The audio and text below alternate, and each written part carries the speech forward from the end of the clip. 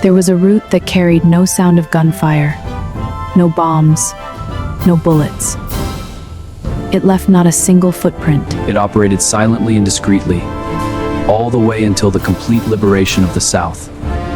Even then, very few people knew of its existence. Even today, it is rarely mentioned. That was the wartime financial route.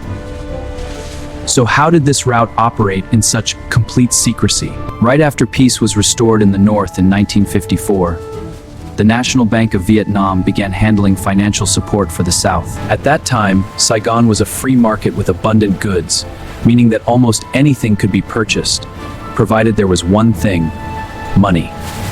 The main currency needed was the money issued by the Saigon government. To obtain this currency, the Foreign Exchange Management Office had to use the state budget to carry funds to Hong Kong, where they were exchanged for US dollars.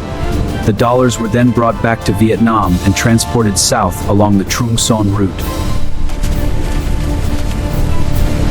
Agents in the South were responsible for receiving the money and converting it into Saigon currency in order to purchase food, weapons, medicine, and ammunition for the battlefield. The problem was that getting the dollars was already difficult, but converting those dollars into Saigon money was 3 times harder. Every year, the North sent millions of dollars into the South. The question was, how could such large sums be exchanged without exposing the network? Obviously, no one could simply walk into a shop carrying a sack of money. If an ordinary person suddenly appeared with hundreds of thousands of dollars, suspicion would be inevitable. For that reason, the cadres came up with a clever method. They split the money into smaller amounts and exchanged it at gold shops. At that time, there were hundreds of gold shops across Saigon, Cholon, and Gia Dinh. Each day, they would visit 3 or 4 shops, exchanging about $500 per shop. They rotated the locations continuously. After about 15 days, they would complete one cycle. On the 16th day, they would start over. They rotated the locations continuously. After about 15 days, they would complete one cycle. On the 16th day, they would start over. They rotated the locations continuously. After about 15 days, they would complete one cycle. On the 16th day, they would start over. If a large payment had to be made for an important order, it could take 2 or 3 months to accumulate enough. By that time, the troops might not die from bullets, they might die from hunger first. Because of this, the cadres had to think of another way. They turned to the black market exchange rate. In the early 1960s, $1 US officially exchanged for 140 Saigon dong, while on the black market it could be exchanged for 190 dong. They turned to the black market exchange rate. This gave them a new idea. Cadres disguised themselves as overseas Vietnamese returning home, speaking fluent English, and brought money to the black market for exchange. The rate is firm? Firm. That's correct. This not only yielded more money, but also reduced the risk of repeatedly meeting the same people.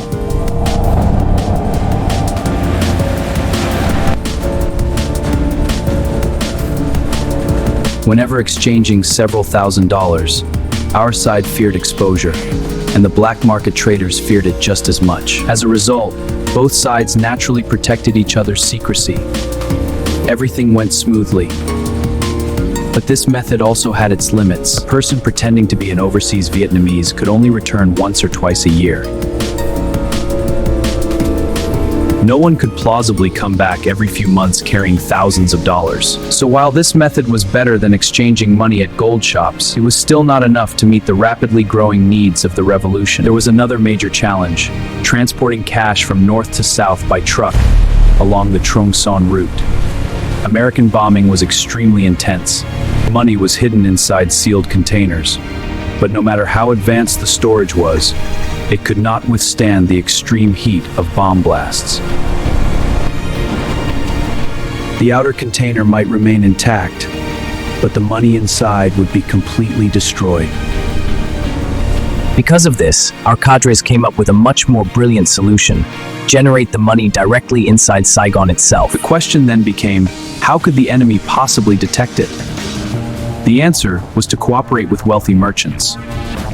Because of this, our cadres came up with a much more brilliant solution: generate the money directly inside Saigon itself. The method worked like this. The merchants would withdraw Saigon currency and hand it over to us. In return, we would pay them in US dollars. But obviously, no one could simply walk around Saigon carrying millions of dollars in cash. If captured, not only the money but the entire network would be destroyed.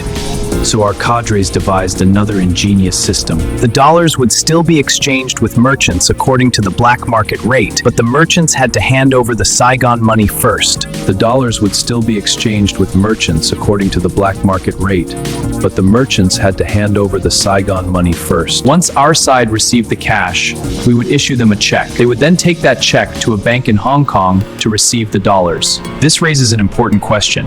Since the entire operation was top secret, what if the check was discovered? Wouldn't that expose the entire money transfer network? The answer lies in the form of the check itself. It looked nothing like an official bank document. There were no red stamps, no formal seals. It was often nothing more than a note torn from a wall calendar.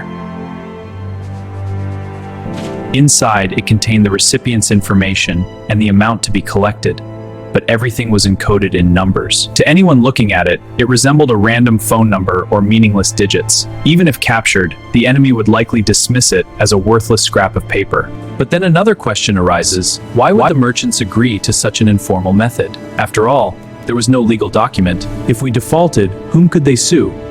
Of course, they had doubts.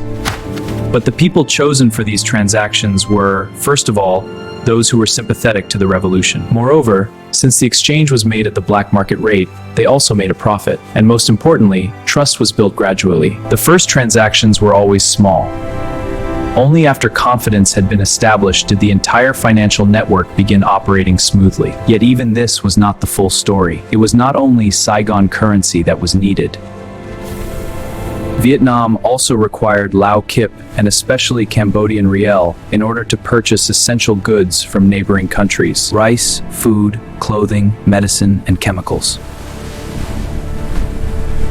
So the next question becomes, how did Vietnam obtain Cambodian riel to buy supplies there? And how were those goods transported back without being detected?